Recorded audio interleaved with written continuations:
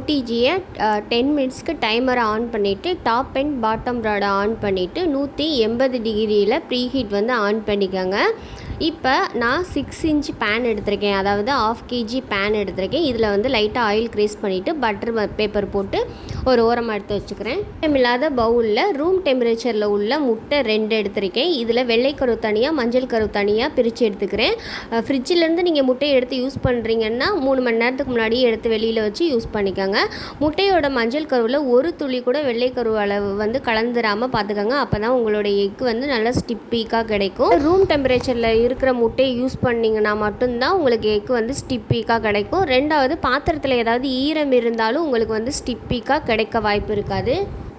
எடுத்ததுக்கப்புறம் இந்த மஞ்சள் கருவில் ஒரு பிஞ்ச் அளவு உப்பு சேர்த்துக்கிறேன். இந்த உப்பு கூடவே ஸ்ட்ராபெரி ஃப்ளேவர் எசன்ஸ் இருக்குல்ல, அது வந்து சேர்த்துக்கிறேன். எந்த எசன்ஸ் நீங்கள் சேர்க்குறதா இருந்தாலும் எசன்ஸ் பாட்டில் வந்து நல்லா ஷேக் பண்ணிவிட்டு யூஸ் பண்ணுங்கள். இதில் வந்து 1/2 டீஸ்பூன் சேர்த்துக்கிறேன். இது கூடவே வெண்ணிலா எசன்ஸ் வந்து ஆப்ஷனல் தான், தேவைன்னா நீங்கள் சேர்த்துக்கலாம். நான் வந்து இது கூடவே வெண்ணிலா எசன்ஸும் 1/2 டீஸ்பூன் சேர்த்துருக்கேன். இது எல்லாத்தையும் சேர்த்துட்டு நான் நல்லா கலந்து எடுத்துக்கிறேன். அதாவது முட்டையோட மஞ்சள் கருவில் தான் அதிகமான ஸ்மெல் வரும், எக் ஸ்மெல்ல. அது வராமல் இருக்கிறதுக்கு தான் மஞ்சள் கருவில் வந்து நம்ம எசன்ஸ் சேர்க்குறோம்.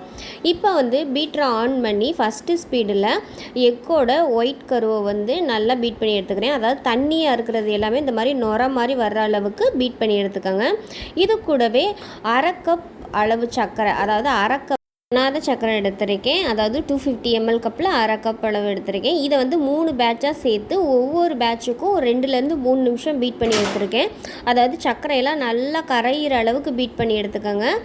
நேரங்களில் எக்கு வந்து நல்லா பொங்கி வந்துடும், ஆனால் சக்கரை அடியில் அப்படியே கரையாமல் இருக்கும். அப்படி கரையாமல் இருக்கும்போது நீங்கள் கேக் பேக் பண்ணிங்கன்னா கேக்கோட அடியில் வந்து நல்லா வந்து சக்கரை வந்து பிசு பிசுன்னு ஒட்டும். அந்த மாதிரி ஒரு கொலன்னு இருக்கும், அந்த மாதிரி டெக்ஸ்சர் வந்துடும். அதனால் சக்கரை நல்லா கரையிற வரைக்கும் பீட் பண்ணி எடுத்துக்கோங்க. நல்லா ஹை ஸ்பீடில் போட்டு இனிமேல் பீட் பண்ணலாம். ஸ்டார்டிங்கில் மட்டும்தான் ஃபஸ்ட்டு ஸ்பீடில் பீட் பண்ணணும். அதுக்கப்புறம்லாம் ஹை ஸ்பீடில் போட்டு சக்கரை கரையிற அளவுக்கு பீட் பண்ணி எடுத்துக்கோங்க. மாதிரி ஒரு ஸ்டிப்பிக்காக வர்ற வரைக்கும் பாருங்கள் எவ்வளோ ஸ்ட்ரைட்டாக நிற்கிறதுல இந்த எக்கோட ஃபோமு, அந்த அளவுக்கு நீங்கள் பீட் பண்ணி எடுக்கணும். சக்கரை கரைஞ்சிருக்கான்னு கையில் வந்து லைட்டாக டெஸ்ட் பண்ணி பாருங்கள். கரையலைன்னா இன்னமும் வந்து பீட் பண்ணி எடுத்துக்கோங்க. எனக்கு இவ்வளோ ஃபோமாக வந்து சக்கரை இன்னும் கரையலை. இன்னும் நான் ஒரு நிமிஷம் வந்து பீட் பண்ணி எடுத்துக்கிறேன். பாருங்கள் எவ்வளோ ஸ்டிக்காக இருக்குன்னு. இப்போ இது கூடவே நான் வந்து அந்த மஞ்சள் கருவில் எசன்ஸ் சேர்த்து வச்சுருக்கேன்ல, அந்த கலவையை வந்து ஒரு 2 பேட்சாக சேர்த்து ஒரு 10 செகண்டுக்கு ஃபஸ்ட்டு ஸ்பீடில் போட்டு பீட் பண்ணி எடுத்துக்கோங்க. ரொம்ப பீட் பண்ணிங்கன்னா தண்ணியாக இலகிரும். ஜஸ்ட் அந்த மஞ்சள் கருவும் வெள்ளைக்கரும் மிக்ஸ் ஆகிற அளவுக்கு ஒரு 10 செகண்ட் வந்து மிக்ஸ் பண்ணி எடுத்துக்கோங்க. இப்போ இந்த மாதிரி மிக்ஸ் பண்ணி எடுத்ததுக்கப்புறம் பீட்டர் ஆஃப் பண்ணிடுங்க. இப்போ ஒரு ஈரமில்லாத ட்ரையான பிளேட்டில் ஒரு சல்லடை வச்சுட்டு 1/2 கப் மைதா, 60 கிராம் அளவு மைதா எடுத்திருக்கேன். இது கூடவே 1/2 டீஸ்பூன் அளவு பேக்கிங் பவுடர், 1 டீஸ்பூன் அளவு கார்ன்ஃப்ளவர் மாவு, இது எல்லாத்தையும் சேர்த்துட்டு நல்லா சல்லடையில் 3 டைம் சளிச்சு எடுத்துக்கோங்க. 3 டைம் சளிச்சிங்கன்னா தான் உங்களுக்கு பெட்டர் ரிசல்ட் கிடைக்கும். அப்போ தான் எல்லா ட்ரை இன்க்ரீடியண்ட்டும் ஒன்றாகி நல்ல ஒரு பேட்டராக கிடைக்கும். இப்போ இந்த சளிச்சு வச்ச மாவை வந்து இந்த எக்கு கூட 2 பேட்சாக சேர்த்து மிக்ஸ் பண்ணிக்கலாம்.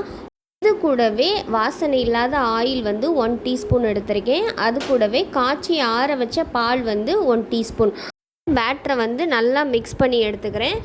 ரொம்ப போட்டு கிண்டிடாதீங்க. அப்படி கிண்டினீங்கன்னா கேக் வந்து ரொம்பவே ஹார்டாயிடும். ஜஸ்ட்டு மிக்ஸ் பண்ணி எடுத்துக்கோங்க.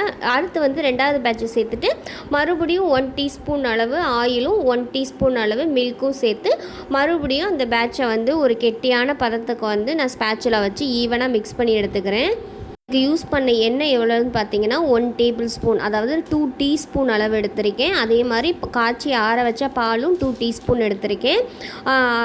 எண்ணெய் சேர்க்கும்போது கண்டிப்பாக வாசனை இல்லாத எண்ணெயை தான் நீங்கள் பயன்படுத்தணும். தேங்காய் எண்ணெய், நல்லெண்ணெய், கடலெண்ணெய் அந்த மாதிரி யூஸ் பண்ணக்கூடாது. அதே மாதிரி காய்ச்சி ஆற வச்ச பாலை மட்டும்தான் பயன்படுத்தணும். ஏன்னா ஒரு சில நேரங்களில் பால் நல்லா இருக்கா கெட்டிருக்கான்னு தெரியாது. அதனால தான் காய்ச்சி ஆற வச்ச பாலை யூஸ் பண்ண சொல்கிறோம். காய்ச்சி ஆற வைக்காத பாலை யூஸ் பண்ணிங்கன்னா ஒரு சில நேரங்களில் கெட்டு போயிருந்தால் ஃபுட் பாய்சன் ஆயிரும். அதை அவாய்ட் பண்ணுறதுக்கு தான் காய்ச்சி ஆற வச்ச பாலை யூஸ் பண்ணிக்கிறோம். பண்ணி வச்சுருக்க பேட்டரை வந்து நம்ம டின்னில் சேர்த்துக்கலாம். பேட்டரி எவ்வளோ கெட்டியாக இருக்குன்னு பாருங்கள். அந்த மாதிரி இருந்துச்சுன்னா உங்கள் கேக் வந்து நல்லா ஸ்பாஞ்சாக கிடைக்கும். இப்போ ஓடிஜியை ஓப்பன் பண்ணிவிட்டு நடுவில் சென்டர் ரேக்கில் வச்சுட்டு 35 மினிட்ஸ் வச்சுக்கோங்க. சில நேரங்களில் சின்ன கேக் டின் வச்சிங்கன்னா ஒரு 30 நிமிஷத்துலேயே வெந்துடும். Top and bottom rod on பண்ணிவிட்டு 180 டிகிரிக்கு 30லேருந்து 35 நிமிஷம் வச்சுக்கோங்க. இப்போ 30 நிமிஷத்தில் நான் வந்து டூத் பிக் வச்சு செக் பண்ணி பார்க்குறேன். டூத் பிக்கில் ஒட்டாமல் வந்திருக்கு. கேக் வந்து பர்ஃபெக்டாக வந்திருக்கு.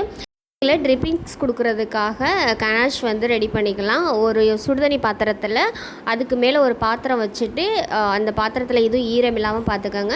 25 கிராம் அளவு விப்பிங் க்ரீமும் 25 கிராம் ஒயிட் காம்பவுண்ட் சாக்லேட்டையும் சேர்த்து டபுள் பாயிலில் நல்லா மெல்ட் பண்ணி எடுத்துக்கோங்க. மெல்ட் பண்ணி நல்லா கம்ப்ளீட்டாக ஆற வச்சுருங்க.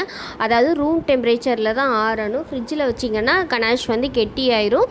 அதனால் ரூம் டெம்பரேச்சர்லேயே நல்லா ஆறுனதுக்கப்புறம் நம்ம வந்து கேக்குக்கு யூஸ் பண்ணிக்கலாம். கேக்கு வந்து நல்லா 3 லேயராக வந்து ஸ்லைஸ் பண்ணி எடுத்துக்கோங்க. ரொம்ப பொறுமையாக பண்ணுங்கள், இல்லைன்னா கேக் வந்து சாஃப்டாக இருக்கனால அங்கங்கே பிஞ்சிரும். இப்போ 3/4 கப் அளவு விப்பிங் க்ரீம் எடுத்துகிட்டு அதை வந்து ஃபஸ்ட்டு ஸ்பீடை ஆன் பண்ணி நல்லா பீட் பண்ணி எடுத்துக்கிறேன். ஓரளவுக்கு திக்னஸாக வந்ததுக்கப்புறம் கரெக்டாக 3 டேபிள் ஸ்பூன் அளவு ஐசிங் சுகர் எடுத்துருக்கேன். அதாவது கார்ன்ஃப்ளவர் சேர்த்து இருக்கும்ல ஐசிங் சுகர், அந்த சுகர் எடுத்துருக்கேன். அதை எடுத்துகிட்டு நல்லா பீட்டரை மறுபடியும் பீட் பண்ணி ஸ்டிப் பீக்காக வர்ற வரைக்கும் பீட் பண்ணி எடுத்துக்கோங்க.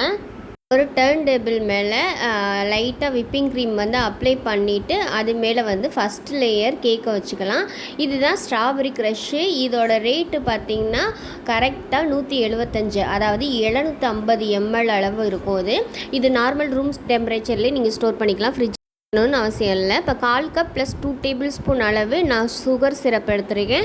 அதில் வந்து கொஞ்சோண்டு இந்த க்ரஷ்ஷை, அதாவது ஸ்ட்ராபெரி க்ரஷ்ஷை வந்து ஆட் பண்ணிவிட்டு அதை வந்து ப்ரஷ்ஷு வச்சு இந்த மாதிரி நான் கேக் ஸ்லைஸ் இருக்குல்ல அதில் வந்து டிப் பண்ணி எடுத்துக்கிறேன். ரொம்ப டிப் பண்ணிடாதீங்க, லைட்டாக அந்த ப்ரஷ்ஷை வச்சு அப்ளை பண்ணி மட்டும் எடுத்துக்கோங்க.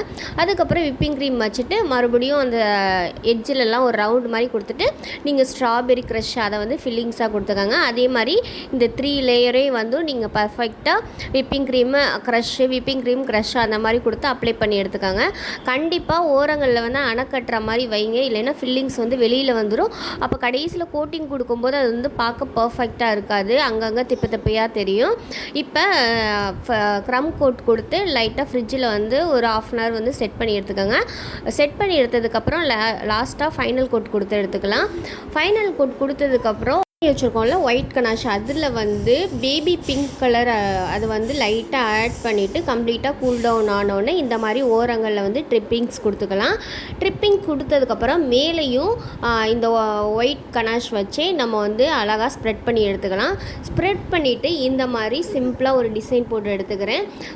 ரொம்ப கிராண்டாலாம் வேண்டாம், நீங்கள் பண்ணிங்கன்னா தான் பார்க்க வந்து யூனிக்காக இருக்கும். இப்போ வந்து கீழே வந்து கலர் ஸ்ப்ரிங்கிள்ஸ் இருக்குல்ல அதை வந்து கீழே அப்ளை பண்ணிவிட்டு மேலே வந்து கோல்டன் சில்வர் பால்ஸ் இருக்குல்ல அதை வந்து சும்மா லைட்டாக தூவி எடுத்துக்கிறேன். பார்க்கவும் யூனிக்காக இருக்கும், பார்க்கவும் சிம்பிளாக இருந்தாலும் நீட்டாக இருக்கும். அதே மாதிரி நீங்கள் கிளேஸ் யூஸ் பண்ணுறத விட இந்த மாதிரி ஸ்ப்ரிங்கிள்ஸ் யூஸ் பண்ணும்போது தான் அந்த கேக்கோட டேஸ்ட்டே பர்ஃபெக்டாக இருக்கும்.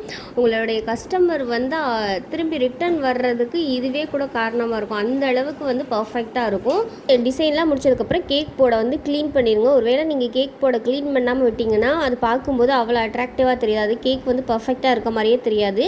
அதனால நீட்டாக க்ளீன் பண்ணிவிட்டு நீங்கள் பேக் பண்ணுங்கள். இது மேலே ஒரு ஹாப்பி பர்த்டேன்னு ஒரு டாப்பர் மட்டும் வச்சிங்கன்னா இந்த கேக் வந்து பர்ஃபெக்டாக ஃபினிஷ் ஆகிடும். ட்ரை பண்ணி பார்த்துட்டு ஃபீட்பேக் சொல்லுங்கள். எங்களுடைய சேனல் உங்களுக்கு பிடிச்சிருந்துச்சுன்னா லைக் பண்ணுங்கள், ஷேர் பண்ணுங்கள், கமெண்ட் பண்ணுங்கள், சப்ஸ்கிரைப் பண்ணுங்கள். நீங்கள் ஃப்ரீயாகவே பேக்கிங் கற்றுக்கணுமா? பேக்கிங் பற்றின அனைத்து தகவல்களுமே இந்த சேனலில் ஃப்ரீயாகவே நாங்கள் அப்லோட் பண்ணுறோம். தேவைப்படுறவங்க ஜஸ்ட்டு சப்ஸ்கிரைப் மட்டும் பண்ணி சேனலில் ஜாயின் பண்ணிக்கோங்க. நீங்கள் ஃப்ரீயாகவே பேக்கிங் கற்றுக்க நாங்கள் உங்களுக்கு வந்து உறுதியளிக்கிறோம். கற்றுக்க நீங்கள் ரெடின்னா பிங்க் கலர் ஹார்ட்டை வந்து கமெண்ட் பாக்ஸில் கமெண்ட் பண்ணுங்கள். Thank you for all.